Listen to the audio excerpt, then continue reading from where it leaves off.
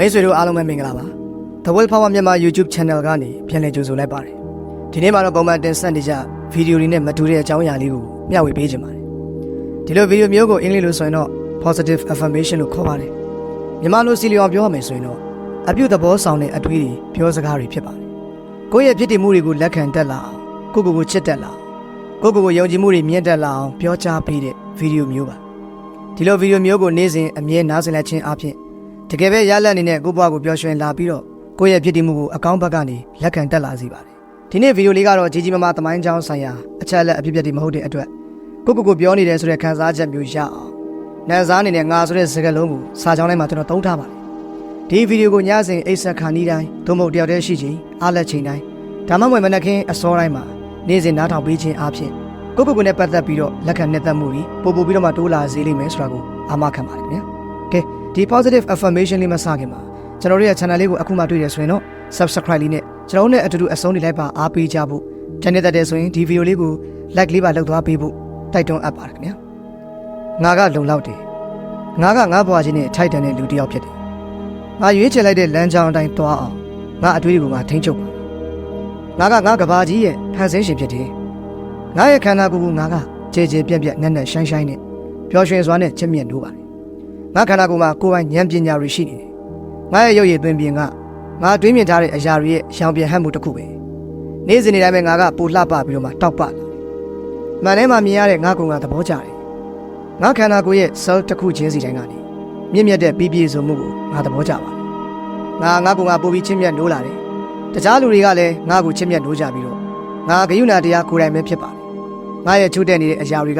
ချစ်ချင်းတရားတွေကြောင့်ပြည့်စုံနေခဲ့ပါပြီအခုပဲငါကငါရဲ့အလှအပတွေငါရဲ့ခွန်အားတွေနဲ့ငါမှာကိုယ်ပိုင်ရှိတဲ့တခြားသူတွေနဲ့မတူညီတဲ့အရာတွေအတွက်ဂုဏ်ယူပါတယ်ငါဘာသာငါဂယုစိုက်နိုင်တာကိုငါသဘောကျပါတယ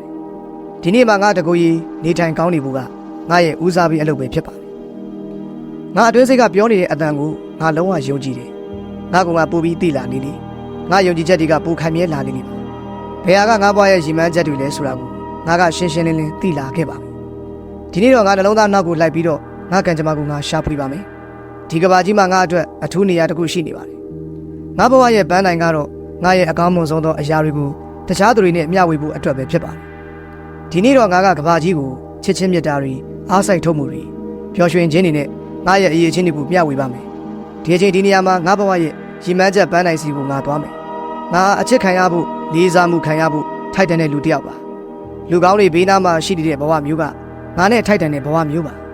ါငါဘဝရဲ့ပန်းတိုင်တွေကိုငါကိုယ်တိုင်ပဲချမှတ်ပါတယ်ကောင်းမွန်တဲ့အရာအလုံးကဒီအချိန်ဒီနေရာမှာပဲငါအတွက်ဖြစ်ပြနေပါတယ်ငြိမ်းချမ်းမှုတွေတာတူညီမျှမှုတွေဆိုတာကသိစိတ်ရဲ့ရွေးချယ်မှုတွေပဲဖြစ်ပါတယ်ဒီနေ့တော့ငါကရိုးရှင်းမှုငြိမ်းချမ်းမှုနဲ့တတ်တဖြစ်ရမှုတွေကိုရွေးချယ်ပါတယ်ငြိမ်းချမ်းနေတဲ့စိတ်နှလုံးကငြိမ်းချမ်းနေတဲ့ဘဝကိုပေးတယ်ငါယုံကြည်နေတယ်စัจ java လာကြီးကဘယ်အခြေအနေမှာပဲဖြစ်ဖြစ်ငါရဲ့အကောင်းဆုံးသောအရာတွေကိုသာပေးအပ်မယ်ဆိုတာကိုပေါ့လူကိုယ်တိုင်ငြိမ်းချမ်းလာတဲ့နောက်မှာငါလုပ်သမျှပြောသမျှအရာတိုင်းကငြိမ်းချမ်းမှုကိုဥတည်နေတယ်ငါကချစ်ချင်းတရားတွေငြိမ်းချမ်းမှုတွေပျော်ရွှင်ခြင်းနဲ့ချင်းအလင်းရောင်တွေနဲ့ပြည့်နေတယ်လို့ခံယူထားပါတယ်အသေးစိတ်အရာအလုံးကိုထိန်းချုပ်နေခြင်းမလုပ်တော့တဲ့အခါမှာငြိမ်းချမ်းမှုကဝင်ရောက်လာတယ်ငါကတည်ငြိမ်နေတယ်ငါအသက်ရှူသွင်းလိုက်ရင် balance ဖြစ်နေတဲ့မျှတမှုတွေငါစီဝင်လာတယ်ငါအသက်ရှူထုတ်လိုက်ရင် imbalance ဖြစ်နေတဲ့မျှခြေအခြေအနေမှာမရှိတဲ့အရာတွေအလုံးထွက်သွားပါတယ်ငြိမ်းချမ်းမှုတွေနဲ့နေတိုင်းတဲ့အခါမှာအကြောက်တရားတွေအတွက်နေရာမရှိတော့ပါဘူးဒီနေ့အတွက်ငါရဲ့တာဝန်ကငါကနဲ့တခြားလူတွေအတွက်ပိုကောင်းတဲ့လူတစ်ယောက်ဖြစ်လာဖို့ပဲဖြစ်တယ်ငါကိုယ်တိုင်ကချစ်ချင်းတရားဖြစ်လာပြီးတော့ငါမှာချစ်ချင်းတရားကိုခြေခံထားတဲ့လူမှုဆက်ဆံရေးတွေရှိနေတယ်ငါရဲ့လူမှုဆက်ဆံရေးနယ်ပယ်ကလူတွေအားလုံးကပြည့်စုံလုံလောက်ကြပါတယ်ပြီးတော့သူတို့တွေကြောင့်ငါဘွားကြီးကပိုပြီးပြည့်စုံလာတယ်တခြားလူတွေကိုမြတ်တာပေးလိုက်ခြင်းဖြင့်စัจ java လာကြီးကငါ့ကိုချစ်ချင်းမြတ်တာတရားတွေပြန်ပေးပါတယ်ငါတွေးဆုံတဲ့လူတိုင်းကချစ်မြတ်တာတွေနဲ့ထိုက်တန်တယ်ငါဂရုစိုက်မှုတွေနဲ့ထိုက်တန်တယ်ဆိုတာကိုငါသိပါတယ်ငါဘွားကြီးမှာဘလို့လူတွေကိုလိုအပ်တယ်ဆိုတာကိုစัจ java လာကြီးကသိနေမယ်လို့ငါယုံကြည်ပါတယ်ဒီနေ့တော့ငါကအကြောက်တရားတွေစီကနေငါကလွတ်မြောက်နိုင်ဖို့အခွင့်အရေးပေးလိုက်ပါတယ်ပြီးတော့အစစ်အမှန်ချစ်ချင်းမြတ်တာတွေကိုလက်ခံနိုင်ဖို့အတွက်ငါနှလုံးသားကိုဖွင့်ထားလိုက်ပါတယ်ငါဘွားထဲမှာရှိနေတဲ့လူတွေအတွက်ငါကျေးဇူးတင်မိပါတယ်ငါရဲ့ပြည့်ပြည့်စုံတဲ့လက်တွဲပေါ်တွေအတွက်ငါကပြည့်ပြည့်စုံတဲ့လက်တွဲပေါ်တစ်ယောက်ဖြစ်ပါတယ်ငါကစစ်မှန်တဲ့လူမှုဆက်ဆံရေးတွေနဲ့ထိုက်တန်ပါတယ်အချစ်တွေလေးစားမှုတွေနဲ့ပြည့်နေတဲ့ဘဝမျိုးပေါ့ငါအချစ်ခံရဖို့ကိုထိုက်တန်ပြီးတော့အချစ်ခံရဖို့အတွက်လည်းငါကခွင့်ပြုပေးပါတယ်ငါကတန်ပါပြီးတော့ကျမ်းပါပါတယ်ငါရဲ့စွမ်းရည်အနေနဲ့တက်လုံးတွေအသက်စွမ်းအားတွေကနေ့စဉ်နေ့တိုင်းပဲတိုးတက်နေပါတယ်ငါကလွတ်လပ်ပြီးတော့သ ဘာဝတရားကြီးရဲ့စီစဉ်မှုနဲ့တသားတည်းဖြစ်နေပါတယ်ငါပြန်လဲကုသနိုင်မှုအတွက်လည်းငါရဲ့အတွင်းစိတ်ကနေငါ့ကိုမှန်ကန်တဲ့လမ်းကြောင်းကိုလမ်းညွှန်ပေးနေပါတယ်ကျေဝမှုချမ်းသာမှုကျမ်းမာမှုတွေကငါရဲ့မွေးရပါအခွင့်အရေးတွေဖြစ်ကြတယ်ငါရဲ့ကျမ်းမာကြံ့ခိုင်မှုတွေတက်လုံနေအတွက်ငါကောင်ကကျေးဇူးတင်ပါတယ်ငါအခုပဲပူပြီးခံစားလို့ကောင်းလာတယ်စွမ်းအားကြီးလာတယ်ဆိုတာကိုငါခံစားလာပြီဒီနေ့တော့ငါခန္ဓာကိုယ်ကိုပေးရတဲ့အစားအသောက်ကငါအတွက်တော့အရေးအကြီးဆုံးဦးစားပေးဖြစ်တယ်ငါခန္ဓာကိုယ်စိတ်နဲ့ဝိညာဉ်တို့ကိုမျှကြည့်အခြေအနေမှာ balance ဖြစ်နေစေတဲ့အတွက်ငါကောင်ကကျေးဇူးတင်ပါတယ်ငါအကြီးမြတ်ဆုံးသောဉာဏ်လင်းကိုရရှိနိုင်ဖို့အတွက်နှုတ်ထသူတစ်ယောက်ဖြစ်ပါတယ်ငါဘဝရဲ့ဘယ်အခိုက်အတန့်မှမစိုးငါကိုလမ်းညွှန်ပေးတဲ့အတွင်းစိတ်အသိဉာဏ်တစ်ခုငါမှရှိနေပါတယ်ငါရဲ့တွေးခေါ်စဉ်းစားပုံတွေကအစီအစဉ်ချနာနေတယ်ရှင်းလင်းနေပြီးတော့မြင်သားနိုင်တယ်ငါပန်းနိုင်တွေကိုရောက်အောင်လုပ်ရမယ်အလုပ်တွေကိုလည်းငါသတိရှိရှိနဲ့သိနေပါတယ်ငါဘယ်ကိုသွားမယ်ဆိုတာကိုငါသိနေတဲ့အခါမှာအဲ့ဒီနေရာကိုတေချာပေါက်ရောက်အောင်ငါသွားနိုင်ပါတယ်ဒီနေ့တော့ငါရဲ့အတွင်းစိတ်အသိဉာဏ်နဲ့ငါကတသားတည်းဖြစ်နေတယ်ဒီလိုတသားတည်းဖြစ်နေတာကငါဘွားကြီးကမြကြီးအချင်းချင်းမှာရှိနေတယ်ဆိုတာကိုဖော်ပြနေတာပဲဖြစ်ပါတယ်ငါအိမ်မက်တွေကိုသွားနိုင်မဲ့လမ်းကိုညွှန်ပြပေးတဲ့အတွက်ကျေးဇူးတင်ပါတယ်ငါရဲ့အလိုလိုသိစိတ်နဲ့ခံစားချက်တွေကိုငါယုံကြည်ပါတယ်ငါလောကကြီးရဲ့အညစ်အကြေးတွေကနေကင်းကွာသူဖြစ်ပြီးတော့ကြီးမြတ်တဲ့လမ်းညွှန်မှုတွေအတွက်တကားဖွင့်ထားနိုင်သူတစ်ယောက်ဖြစ်ပါတယ်ငါအချစ်အလင်းနဲ့ငြိမ်းချမ်းမှုတွေနဲ့ပြည့်ဝနေပါတယ်ငါအမြဲတမ်းငါဘာသာလေးစားမှုတွေဂိယူနာတရားတွေနဲ့ဆက်ဆံပါတယ်ငါမပြည့်စုံပါဘူးဒါကငါသိတယ်ဒါပေမဲ့ငါဖြစ်နေတာကိုပဲသဘောကျပါတယ်ဒီနေ့တော့ငါဘာသာတောက်ပနိုင်ဖို့အတွက်ငါခွင့်ပြုလိုက်ပြီငါရဲ့အကောင်းမွန်ဆုံးသောအရာတွေအတွက်ငါဂုဏ်ယူတယ်ပြီးတော့ဒါကိုတခြားသူတွေနဲ့အတူမျှဝေပါတယ်ငါအခုချိန်ထိကောင်းကောင်းလုပ်နိုင်ခဲ့တာဒီအတွက်ဂုဏ်ယူပါတယ်ဒီတက်လည်းငါပူကောင်းပူတော်လာအောင်ပါဒီနေ့တော့ငါရဲ့အကြောက်တရားတွေထက်ပိုပြီးတမ်းမာနေစီဖို့ကိုငါကခွင့်ပြုထားပါတယ်ဘာတွေပဲဖြစ်နေနေငါကချက်ပါတယ်မတူညီတဲ့အရေးသွေးတွေအရေးချင်းတွေပင်ကိုစရိုက်တွေကငါကိုသူများနဲ့မတူပဲတီးခြားဖြစ်နေစေတယ်ဆိုရင်လည်းပဲငါကအဲ့ဒါတွေအတွက်ကျေးဇူးတင်နေပါတယ်ငါကိုယ်ပိုင်တွေ့ကြုံနေတဲ့အတွက်ဖန်တီးသူဟာငါကိုယ်တိုင်ပဲဖြစ်နေတဲ့အတွက်ကျေးဇူးတင်ပါတယ်စัจ java လာကြီးကငါ့ကိုချစ်မြတ်နိုးပြီးတော့မှကူညီထောက်ပံ့ပေးပါတယ်ငါဆွမ်းအားကြီးတဲ့စိတ်ဝိညာဉ်တက်ရှိဖြစ်ပါတယ်ငါလိုအပ်တဲ့အရာတွေအားလုံးကိုဆွဲငင်နိုင်စွမ်းငါမှရှိနေပါတယ်ငါရဲ့ပတ်ဝန်းကျင်ကဘာကြီးနဲ့ငါနဲ့သားစားတာဖြစ်ပါတယ်ကဘာကြီးကငါနဲ့အတူငြိမ်းချမ်းပါတယ်ပျော်ရွှင်မှုကိုငါရွေးချယ်တယ်လို့ငါကပျော်ရွှင်မှုနဲ့လည်းထိုက်တန်သူဖြစ်ပါတယ်ဒီနေ့တော့ငါကသားစားတာဖြစ်မှုတွေပျော်ရွှင်ခြင်းတွေငြိမ်းချမ်းမှုတွေကိုငါအတွက်ငါဖန်တီးပါတယ်ဒီအခိုက်အတန့်လေးမှာငါကပျော်ရွှင်ပြီးတော့တည်ငြိမ်နေပါတယ်ပျော်ရွှင်ဖို့အတွက်လိုအပ်တဲ့အရာအားလုံးငါမှအစီအစဉ်တကျရှိနေပြီးသားပါအရင်အတွေးခေါ်ဟောင်းတွေကိုငါဆောင်းလွတ်လိုက်ပြီးတော့အတွေးခေါ်အသက်တွေကိုတွေးတောပါတယ်ငါကအကောင်းမြင်စိတ်ရှိသူတစ်ယောက်ဖြစ်ပြီးတော့ဒီကဘာကြီးပေါ်ကအရေးကြီးသူတစ်ယောက်လည်းဖြစ်ပါတယ်ငါကယုံကြည်မှုရှိသူတစ်ယောက်ဖြစ်ပါတယ်ပျော်ရွှင်မှုကောင်းတဲ့ဆက်ဆံရေးတွေကိုပျော်ရွှင်စွာနဲ့ငါတည်ဆောက်နိုင်ပါတယ်ငါရဲ့တသက်တာလက်တွဲပေါ်ကိုငါဆွဲငင်နိုင်တယ်လို့လည်းငါယုံကြည်ထားပါတယ်ပြီးတော့ငါရဲ့အကောင်းဘက်ဆန်တဲ့ positive စွမ်းအားတွေကြောင့်ငါလူတွေကိုဆွဲဆောင်နိုင်တဲ့သူဖြစ်လာပါတယ်မကောင်းတဲ့ negative အတွေးတွေအားလုံးကိုငါဆွန့်လွတ်ပါတယ်ငါကဘယ်လိုဖြစ်တယ်ဆိုတဲ့အချက်ကြောင့်ငါဘာသာငါဂုဏ်ယူပါတယ်ဘယ်လိုအခြေအနေမှာပဲဖြစ်ဖြစ်ငါဘာသာငါချစ်မြတ်နိုးပါတယ်ငါဟာတတိတသန့်ဖြစ်ပြီးတော့မှထူးခြားတဲ့လူတစ်ယောက်လည်းဖြစ်တယ်ငါလူများရဲ့လေးစားမှုနဲ့ထိုက်တန်တဲ့လူတစ်ယောက်ပါဘဝကြီးကပေးအပ်လာတဲ့ကောင်းမွန်တဲ့အရာအလုံးကိုငါဆွဲငင်နိုင်ပါတယ်ဘဝကြီးကငါ့ကိုချစ်ပြီးတော့ငါကလည်းဘဝကြီးကိုချစ်ပါတယ်ငါဘဝကြီးကတကယ်ကိုအံ့ဩဖို့ကောင်းတဲ့ဘဝကြီးပါအခုလောလောဆယ်အရာအလုံးကအဆင်ပြေနေပါတယ်ဘဝကြီးကိုအပြည့်အဝအသက်ရှင်ဖို့နဲ့လွတ်လပ်နိုင်ဖို့ကငါရဲ့မွေးရပါအခွင့်အရေးတွေဖြစ်ကြပါတယ်အသက်ရှင်တန်နေရတာအတွက်ငါပြောပါတယ်ငါဘဝကြီးကငါ့ကိုကူညီထောက်ပံ့ပေးပါတယ်ဒီအတွက်ငါကပို့ပြီးတော့မှပြည့်စုံလာပါတယ်ငါကဘဝကြီးကိုယုံကြည်တယ်လို့ဘဝကြီးကလည်းဘယ်အချိန်ပဲဖြစ်ဖြစ်ငါ့ကိုထောက်ပံ့ကူညီပေးပါတယ်ငါအနာဂတ်ကတောက်ပနေတယ်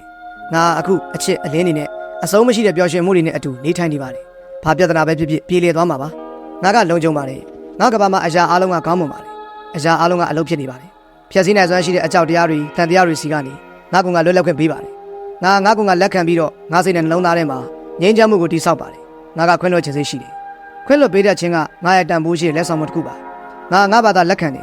ငါစိတ်နဲ့နှလုံးသားထဲမှာငြိမ်းချမ်းမှုကိုငါဖန်တီးတယ်ငါကခွင့်လွှတ်ခြင်းနဲ့စိတ်ရှိတယ်ခွင့်လွှတ်ခြင်းကငါရဲ့တန်ဖိုးရှိတဲ့လက်ဆောင်တစ်ခုပဲငါနဲ့တခြားလူတွေကိုခွင့်လွှတ်ပြီးတော့ကိုယ့်ဘာသာလွတ်မြောက်စေနေတယ်ငါငြိမ်းချမ်းမှုဖြစ်တယ်ငါကြီးမြတ်တဲ့ငြိမ်းချမ်းမှုဖြစ်ပြီးတော့သားစရာဖြစ်မှုကငါဘေးပတ်လည်မှာရှိနေတယ်ငါဇွဲရှိတဲ့လူတစ်ယောက်ဖြစ်ပြီးတော့ကိုယ့်ဘာသာလည်းဂရုဏာထားနိုင်တယ်ငါလှပပြီးတော့လူတိုင်းကငါ့ကိုချစ်ကြတယ်အကောင်းဘက်ဆန်တဲ့ပြောင်းလဲမှုတွေကြားထဲကိုငါရောက်နေတယ်ကောင်းမွန်တဲ့အရာတွေပဲငါစီကိုရောက်လာတယ်ငါကချမ်းပါတယ်ပျော်ရွှင်တယ်ပေါ်များကြွယ်ဝတယ်အတွင်းစိတ်ငြိမ်းချမ်းမှုလည်းရှိနေတယ်ငါခန္ဓာကိုယ်ကပြောလာတဲ့စကားတွေကိုလည်းငါနားထောင်နေတယ်ငါခန္ဓာကိုယ်ကပိုပြီးချမ်းသာစေဖို့အတွက်အလုပ်လုပ်ပေးနေတယ်ငါကတခုတည်းဖြစ်ပြီးတော့ချမ်းသာတဲ့လူတစ်ယောက်ဖြစ်တယ်ငါအလိုလိုသိစိတ်ကအမြဲတမ်းငါဘေးမှာရှိနေတယ်ငါအလိုလိုသိစိတ်ကိုအပြည့်အဝယုံကြည်တယ်ငါပူကောင်းတဲ့အရာတွေအတွက်ပြောင်းလဲဖို့အသင့်ဖြစ်နေပြီငါမကောင်းတဲ့အကျင့်စရိုက်တွေကိုခြံထားဖို့အတွက်အသင့်ဖြစ်နေပြီငါ mindset အသစ်တွေလမ်းကြောင်းအသစ်တွေအတွက်အသင့်ဖြစ်နေပြီင ငါစမ်းတဲ့အတွေးခေါ်တွေကိုလက်ခံဖို့အတွက်အသင့်ဖြစ်နေပြီငါငြိမ်းချမ်းမှုနဲ့ထိုက်တန်တဲ့သူပါငါခန္ဓာကိုယ်ကကျမ်းမာနေပါတယ်အခုငါမှရှိနေတဲ့အရာတွေအတွက်ငါကျေးဇူးတင်ပါတယ်ငါရဲ့လက်မောင်းတွေကိုဖြန့်ကားပြီးတော့အတွေ့အကြုံအသက်ဆန်းတွေကိုငါကြိုးစိုးနေပါတယ်ဘဝကြီးကအံ့ဩဖို့ကောင်းတယ်ဆိုတာကိုငါယုံကြည်နေပါတယ်ငါကချစ်မြတ်လို့ခံရပါတယ်လူတွေကငါ့ကိုချစ်ကြတယ်ငါကချစ်ချင်းတရားတွေကိုခံစားနိုင်ဖို့အတွက်ထိုက်တန်ပါတယ်ငါဘေးမှာချစ်ဖို့ကောင်းတဲ့လူတွေအများကြီးကိုငါပိုင်ဆိုင်ထားတယ်တခြားလူတွေအတွက်ချစ်မြတ်တာတွေကိုအလွယ်တကူနဲ့ငါဖော်ပြနိုင်ချစ်မြတ်လို့ဖို့ကောင်းပြီးတော့မှဘောကြော်ရတဲ့ဘဝတစ်ခုအတွက်ငါစိတ်နဲ့ဝိညာဉ်မှာလိုအပ်နေတဲ့အရာအလုံးကငါမှရှိနေပြီးသားဖြစ်ပါတယ်ငါမှပြည့်စုံတဲ့မိသားစုနေအိမ်လေးတစ်လုံးရှိတယ်ငါနေရာလေးမှာနေရတာကိုငါတက်ဖြစ်ပါတယ်ဒီလှပတဲ့မိသားစုနေအိမ်လေးအတွက်ငါကံကောင်းတယ်လို့ခံစားရတယ်ငါနေရာလေးမှာချစ်မြတ်တာတွေကိုငါဖြတ်ချက်ထားလိုက်ပြီးတော့ဒါကငါ့ကိုနှွေးထွေးမှုနဲ့တက်ဖြစ်မှုကိုပြန်ပေးပါတယ်ငါလုပ်သမျှအရာတိုင်းကိုလည်းငါကြည်နေပါတယ်ငါရဲ့ဖြစ်တည်မှုလေးနဲ့ငါလုံလောက်နေပါပြီငါရဲ့စိတ်ကိုငါခံစားရတာတွေကိုပြောပြပါတယ်ငါလိုချင်တဲ့အရာတွေအတွက်ငါတောင်းဆိုပါတယ်ငါရဲ့စွမ်းအားတွေကိုငါရယူပါတယ်ငါကတန်မာပြီးတော့စိန်ခေါ်မှုမှန်သမျှကိုကြော်လွှားနိုင်စွမ်းရှိပါတယ်ငါလက်ရှိအခိုက်အတန့်ပြေစုံပန်မှာပဲနေထိုင်ပါတယ်အတိတ်တွေကပြီးဆုံးခဲ့ပါပြီငါကိုလွှမ်းမိုးနိုင်တဲ့စွမ်းအင်တွေအတိတ်တွေစီမှာရှိမနေတော့ပါဘူးအခုချိန်ကစပြီးတော့ငါကလွတ်လပ်တဲ့လူတစ်ယောက်ဖြစ်ပါတယ်ငါကိုယ်ပိုင်အတွေးတွေကိုဖန်တီးပြီးတော့ positive ဖြစ်တဲ့အရာတွေကိုကိုယ်တိုင်ရွေးချယ်ပါတယ်ငါလုံခြုံတယ်ငါလွတ်လပ်တယ်ပြီးတော့အပြစ်ရှိစိတ်တွေကနေငါကင်းလွတ်ခွင့်ပေးပါတယ်ငါတည်ထားသမျှငါနားလည်ထားသမျှနဲ့အကောင်းဆုံးဖြစ်အောင်ငါလုပ်ပါတယ်ငါလိုချင်တဲ့ဘဝကိုဖန်တီးတည်ဆောက်ဖို့အတွက်ငါကအကန့်အသတ်မဲ့သူဖြစ်ပါတယ်ငါအချင်းနဲ့ပျော်ရွှင်ခြင်းတွေကိုမျှဝေပြီးတော့သူတို့တွေကငါစီကိုပြန်လာကြတယ်ငါကပြည့်စုံပြီးတော့ဘဝကြီးကပျော်ရွှင်ပွဲရအတိပဲငါအံ့ဖွယ်ဘဝကြီးကိုချစ်ချင်းတရားအပြည့်နဲ့ဖန်တီးပါတယ်ငါနှလုံးသားတကားကအမြဲပွင့်နေပြီးတော့ငါလုံခြုံနေပါတယ်ငါအကောင်းမွန်တဲ့ positive ဖြစ်တဲ့အတွေးတွေကိုသာဝင်လာဖို့ခွင့်ပြုထားတယ်ငါကပြန်လဲကုသနိုင်စွမ်းရှိတဲ့မေတ္တာတရား channel တစ်ခုနဲ့တူပါတယ်ဘဝကြီးရဲ့ပြောစရာတွေအားလုံးကိုထိတွေ့ခံစားဖို့ငါမှကံပါလာပြီးသားဖြစ်ပါတယ်ငါခန္ဓာကိုယ်နဲ့ငါအသက်ရှင်နေရတာတွေအတွက်စိတ်လှရှားမိပါတယ်ငါရဲ့ရုပ်ဆင်းသွင်ပြင်ကဖြစ်တဲ့ရုပ်ဆင်းသွင်ပြင်ပဲဖြစ်ပါတယ်ငါရုပ်ရည်အတွက်စိတ်ချမ်းသာတယ်ခွေငါစိတ်ပိုင်းတစ်ခုချင်း cell တစ်ခုချင်းကြွက်သားတစ်ခုချင်းစီကငါပို့သားတဲ့မေတ္တာတွေကိုရနေပါတယ်သူတို့တွေကငါ့ကိုတောက်ပတဲ့ချမ်းသာမှုကိုပြန်ပေးပါတယ်ဘယ်ရာကမှဘသူကမှငါအတွင်းစိတ်ငြိမ်းချမ်းမှုကိုမနှောက်ယှက်နိုင်ပါဘူးငါကကသောင်းကင်းအဖြစ်တွေကိုဖန်တီးပြီးတော့ဖန်တီးထားတဲ့ကသောင်းကင်းအဖြစ်တွေကိုအဝေးတနေရာလွှင့်ပြနိုင်စွမ်းရှိနေပါတယ်ငါကပြောင်းလဲပြင်းလဲရှိပြီးတော့လွတ်လပ်တဲ့လူတစ်ယောက်လည်းဖြစ်ပါတယ်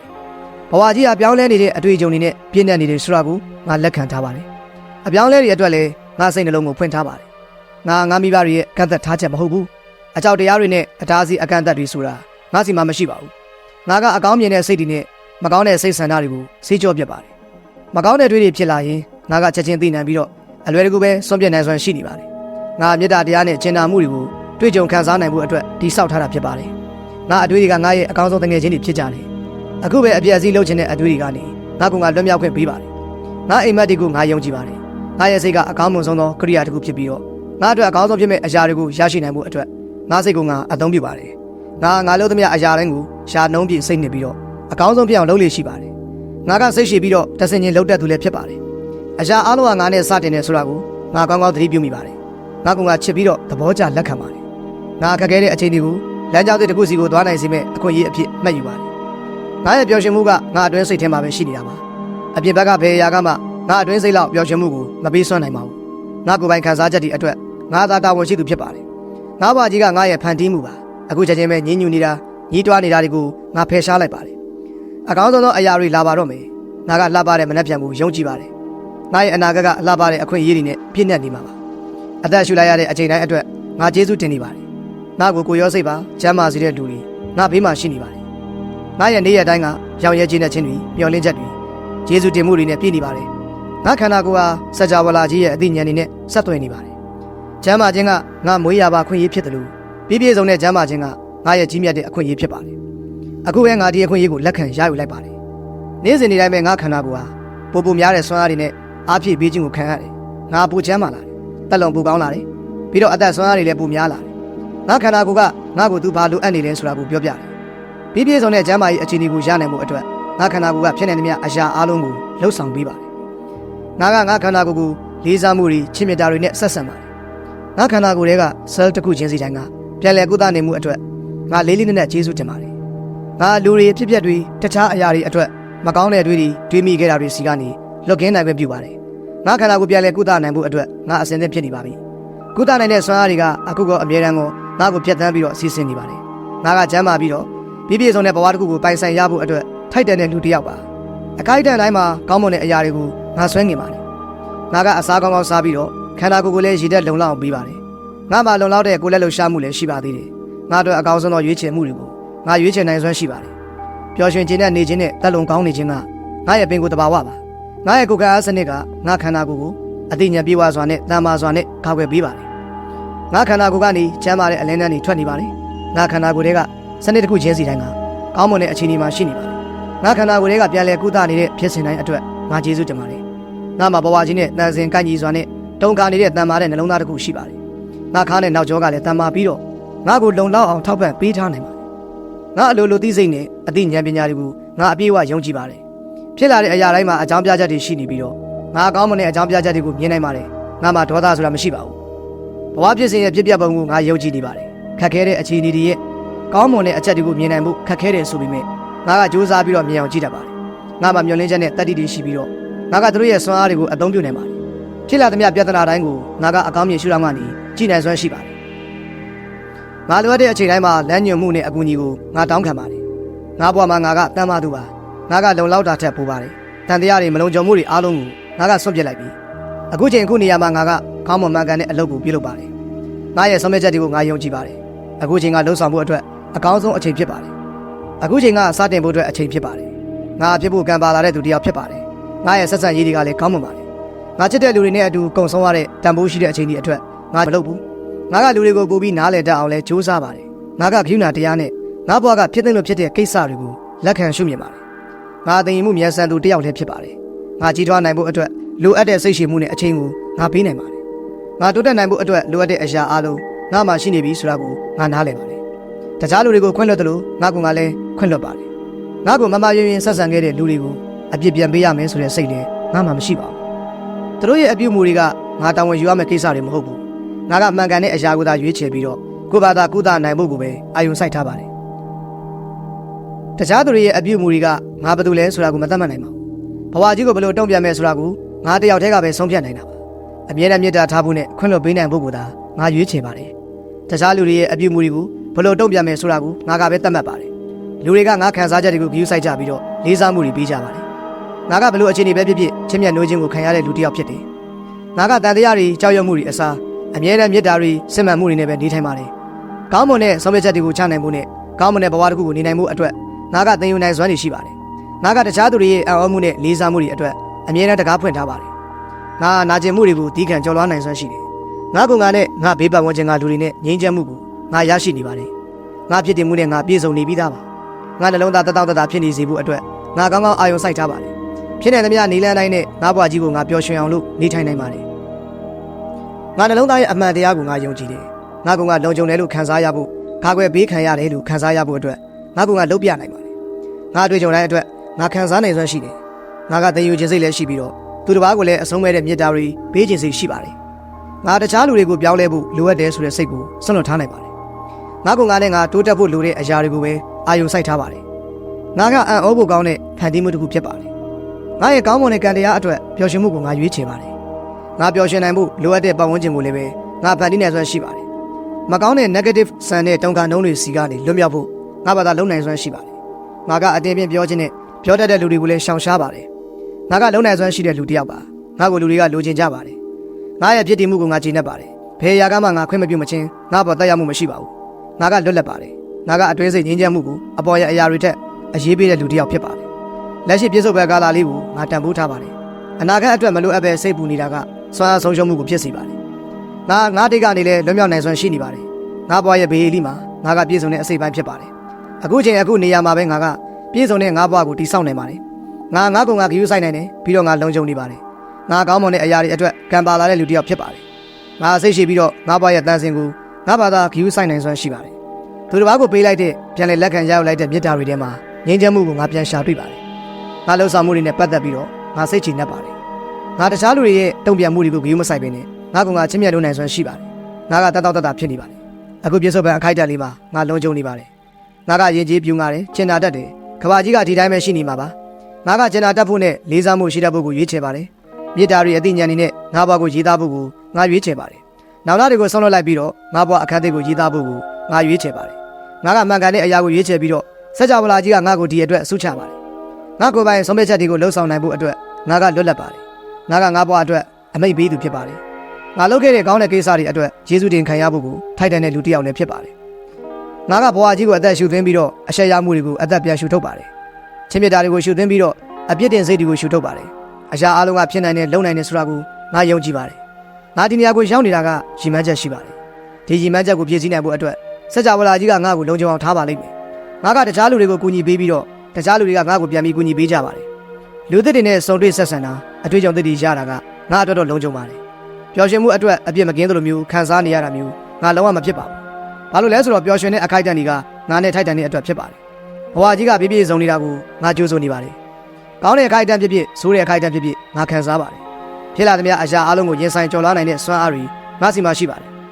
ငါခံစားရတဲ့အတိုင်းငါဘဝနဲ့ငါနေထိုင်ပါတယ်ဒီအတွက်ဘဝကြီးကငါ့ကိုစုချင်းမြင့်ပါတယ်ငါနှလုံးသားကိုပျော်ရွှင်မှုစီမှာပဲငါအာယုံစိုက်ထားပါတယ်ငါကိုယ်ပိုင်အတွေ့အကြုံတွေကိုတခြားလူတွေရဲ့အတွေ့အကြုံတွေထက်ငါပို့ပြီးတော့မှစိတ်ဝင်စားပါတယ်ငါအတိုင်းလေးပဲလူတွေကငါ့ကိုလက်ခံကြတယ်ဘဝကြီးကငါအတွက်စီးဆင်းနေပြီးတော့ငါကဘဝကြီးရဲ့စွမ်းအားတွေကိုအသုံးပြုနိုင်ပါတယ်ဒီနေရာမှာရှိနေရတဲ့အတွက်ငါဘာသာကျေးဇူးတင်မိပါတယ်တခြားသူတွေကိုမေတ္တာထားရတာကလုံခြုံပါတယ်ချစ်ချင်းမေတ္တာဆိုတာအရာအလုံးပါငါဘဝရဲ့အစစ်မှန်အတိတ်ဘက်ကိုလိုက်ရှာဖို့အတွက်ငါရဲ့မကြမ်းပါတဲ့အတွေ့အကြုံကိုငါဆွတ်လွတ်ပါတယ်ငါစစ်တီတော်တယောက်ဖြစ်ပြီးတော့ဘဝကြီးကပေးရလာမယ့်အရာတွေအားလုံးအတွက်အမြဲတမ်းရှိနေပါတယ်ငါဘယ်တော့မှအရှုံးမပေးပါဘူးအခုချိန်ကစပြီးတော့ငါကမဖြစ်နိုင်တာတွေကိုဖြစ်နိုင်အောင်လုပ်မှာပါငါလုပ်ဖို့လိုအပ်တဲ့အရာတွေအားလုံးကိုငါလုပ်နိုင်စွမ်းရှိပါတယ်ဘာလို့လဲဆိုတော့ငါကထောက်ပံ့ကူညီပေးခြင်းကိုခံရတဲ့လူတစ်ယောက်ဖြစ်နေတဲ့အတွက်ပါငါလုပ်နိုင်စွမ်းရှိသလိုလုပ်လဲလုပ်ပါပါငါယုံကြည်မှုဖွင့်လှစ်ထားတဲ့စိတ်နှလုံးနဲ့ပျော်ရွှင်မှုတွေနဲ့အတူရှေ့ဆက်နိုင်စွမ်းရှိနေပါတယ်ငါအတွက်ပြည့်ပြည့်စုံတဲ့အခြေအနေတွေကိုဖန်တီးဖို့အတွက်ငါအစရာတက်ကြွနေပါတယ်ငါသင်ယူနိုင်စွမ်းရှိသလိုအခြားသူတွေကိုလည်းပြန်ပြီးသင်ပေးနိုင်စွမ်းရှိနေပါတယ်ငါအရှိကိုထွက်ပြီးတော့သစ္စာတရားကိုပြောနိုင်စွမ်းလည်းရှိနေပါတယ်ငါလုံနိုင်စွမ်းရှိတဲ့လူတစ်ယောက်ပါငါအခွင့်အရေးတွေကိုတောင်းဆိုနိုင်တဲ့လူကောင်းတစ်ယောက်ဖြစ်ပါတယ်ငါအရှုံးကိုလက်ခံနိုင်ပြီးရှေ့ဆက်နိုင်တဲ့လူတစ်ယောက်လည်းဖြစ်ပါတယ်ငါဘန်းနိုင်ကိုမရောက်သေးဘူးဆိုပေမဲ့ဘယ်တော့မှမရောက်ဘူးလို့ဆိုလိုနေတာမဟုတ်ပါဘူးငါလှုပ်ဆောင်မှုတွေကအရေးချင်းမမိဘူးလို့ဆိုလိုနေတာလည်းမဟုတ်ပါဘူးတခြားလူတွေရဲ့အမြင်တွေကငါကိုယ်ပိုင်အမြင်လောက်စစ်မှန်နေခြင်းမရှိပါဘူးငါချစ်တဲ့လူတွေအတွက်ကောင်းတာတွေလုပ်ပေးချင်တာမှန်ပေမဲ့ဒါကိုအမြဲတမ်းလုပ်နေစရာမလိုအပ်ပါဘူးတကယ်လို့ငါကနိုးဆိုပြီးတော့ညှင်းပယ်လိုက်မယ်ဆိုရင်ငါကလူဆိုးတစ်ယောက်ဖြစ်မသွားပါဘူးငါကိုအကူအညီလာတောင်းတဲ့လူတစ်ယောက်ကိုနိုးဆိုပြီးတော့မှညှင်းဆန်ခွင့်ငါမှရှိပါတယ်တကယ်လို့တစ်ယောက်ကမှငါ့ကိုသဘောမကျခဲ့ရင်တော့ငါရုပ်ရည်ငါစိတ်ဆန္ဒတွေနဲ့ငါအဆင်ပြေပါတယ်ငါသိဖို့လိုတဲ့အရာအလုံးကမှန်ကန်တဲ့အချိန်မှာသူ့လူပေါ်လာကြပါလိမ့်မယ်ဒီကဘာကြီးကလူတိုင်းအတွက်လုံလောက်တဲ့ကောင်းမွန်တဲ့အရာတွေရှိနေပါတယ်ငါကတန်ဖိုးရှိတဲ့အရာတွေနဲ့ထိုက်တန်ပါတယ်ငါရဲ့ပြည့်ပြည့်စုံတဲ့ဘဝအတွက်ပြည့်ပြည့်စုံတဲ့အခြေအနေတွေကိုငါဖန်တီးနိုင်ပါတယ်ငါအသားစီတွေကိုလစ်လူရှုထားနိုင်ပြီးတော့မှအကောင်းဆုံးဖြစ်ဖို့အတွက်ကိုပဲအာယုံစိုက်ထားနိုင်ပါတယ်ငါအာယုံစိုက်တဲ့အရာတွေကတိုးတက်များပြားလာပါတယ်ဒါကြောင့်ငါဘဝကြီးကပေးအပ်လာတဲ့အရာတွေကိုပဲအာယုံစိုက်ထားပါတယ်အကောင်းမွန်ဆုံးသောအရာတွေစီကိုငါသွားနေပါတယ်ငါတိုးတက်နေတယ်မကောင်းတဲ့ negative ဆန်တဲ့တုံခါနှုံးတွေအားလုံးကိုငါမခံယူဘူးငါအကြီးမြတ်တဲ့အကောင်းဘက်ဆန်တဲ့ positive တုံခါနှုံးတွေကိုပဲခံယူပါတယ်တသားတည်းဖြစ်အောင်နေတယ်ညဉ့်ညူအော်ရနေတာမျိုးတွေကိုငါမလုပ်ဘူးငါအတွင်းစိတ်ရဲ့လမ်းညွှန်မှုကြောင့်ငါလမ်းကိုရှာတွေ့လိမ့်မယ်ဆိုတာကိုငါယုံကြည်ပါတယ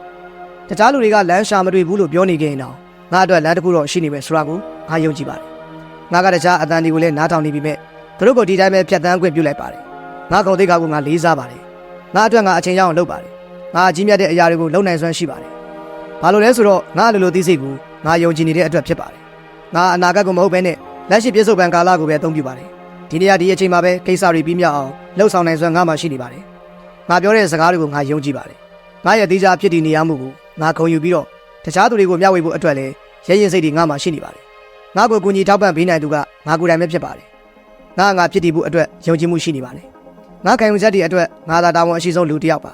ငါကိုလှုပ်ရှားစေနိုင်တဲ့6နှစ်ချောင်းအတွက်ငါကျေးဇူးတင်ပါတယ်ငါဖြတ်သန်းလာခဲ့တဲ့ပြောင်းလဲတွေအတွက်ငါကျေးဇူးတင်နေပါတယ်ငါပိုကောင်းမွန်တဲ့ဘဝနဲ့ထိုက်တန်တဲ့သူတစ်ယောက်လည်းဖြစ်ပါတယ်ဒီစကြဝဠာကြီးကပေးရလာတဲ့ပေါ်ကျော်ဝမှုတွေအားလုံးကိုလက်ခံရယူဖို့အတွက်ငါစိတ်နှလုံးကိုဖွင့်ထားပါတယ်ငါမှာအဆက်မပြတ်ရရှိနေတဲ့ဂုဏ်ကျက်တွေရှိနေတယ်ငါစိတ်ကိုပြင်ဆင်နိုင်ဖို့အတွက်အရေးအသွေးကောင်းမွန်တဲ့အရာတွေကိုပဲငါလက်ခံနေပါတယ်ငါကကဘာကြီးကို positive စွမ်းအားတွေနဲ့တုံခါနှုံးတွေကိုပဲပေးဝေပါတယ်လူတချို့ကိုရှောင်တိန်နေပြတာကအဆင်ပြေပါတယ်ငါကတချို့လူတွေနဲ့စကားမပြောဘူးကိုလက်လက်စွာနဲ့လည်းရွေးချယ်နိုင်ပါတယ်ငါတငယ်ချင်းတွေနဲ့မကြာခဏမတွေ့ပြပြီးမယ်လေငါကတငယ်ချင်းကောင်းတစ်ယောက်ဖြစ်ပါတယ်ငါမိဘတွေကိုဘလောက်ချစ်တယ်လို့မပြောပြနေပြီမဲ့ငါတို့အတွက်ကောင်းမွန်တဲ့ခလေးတစ်ယောက်ဖြစ်ပါတယ်ငါတန်ဖိုးကိုငါမသိနေခဲ့ဘူးဆိုရင်တော့ငါကထိုက်တန်တဲ့လူတစ်ယောက်ဖြစ်ပါတယ်ငါကပူပြီးအာယုံဆိုင်နေလာပြီးတော့စိတ်ပြည့်လွင်တာနဲပါလာပါတယ်ငါကပူပြီးတိတ်ဆိတ်လာပြီးတော့ဆူညံမှုနဲပါလာပါတယ်ငါပူပြီးဆန္ဒတွေပြင်းပြလာပြီးတော့ဂယူးဆိုင်တက်လာပါတယ်င တခြားလူတွေနဲ့ငါအတွက်အံ့ဩစရာအတွေ့အကြုံတွေကိုတိစောက်နိုင်ဖို့အတွက်လိုအပ်တာအားလုံးငါစီမှာရှိနေပြီးသားပါငါဖြစ်နေတဲ့အတိုင်းလေးပဲပြည့်စုံနေပါတယ်ငါရတဲ့နာတွေကိုတောင်းဆိုပြီးတော့စကြဝဠာကြီးကငါတောင်းဆိုတာတွေကိုပေးရပါတယ်ငါနှလုံးသားကတန်ဖိုးရှိပြီးတော့ငါနှလုံးသားကိုဂရုစိုက်ပါတယ်မကောင်းတဲ့တောင်ကလုံးတွေအားလုံးစီကနေငါကကာကွယ်ပါတယ်ငါကိုပိုင်ဂီတတန်တဲ့တူငါကခုံပါတယ်တခြားလူတွေငါကိုနားမလည်လည်းပဲဘာမှမဖြစ်ပါဘူးငါတက်ရောက်တဲ့လဲအဆင်ပြေနေပါတယ်ငါကြည်နပ်နေပါတယ်မှန်တယ်မှာငါဘာသာစကားပြောရတာကိုငါတက်တာဖြစ်ပါတယ်ငါမားခဲ့တာတွေအတွက်ငါတောင်းပန်မယ်ယေရှုတင်စရာတွေအတွက်ငါယေရှုတင်မယ်ငါယုံကြည်တယ်ငါဂုဏ်ယူတယ်ငါလိုအပ်တယ်ငါလေးစားတယ်ငါဒီဘွားကြီးကိုနေထိုင်ရှင်သန်ဖို့အတွက်ထိုက်တန်တယ်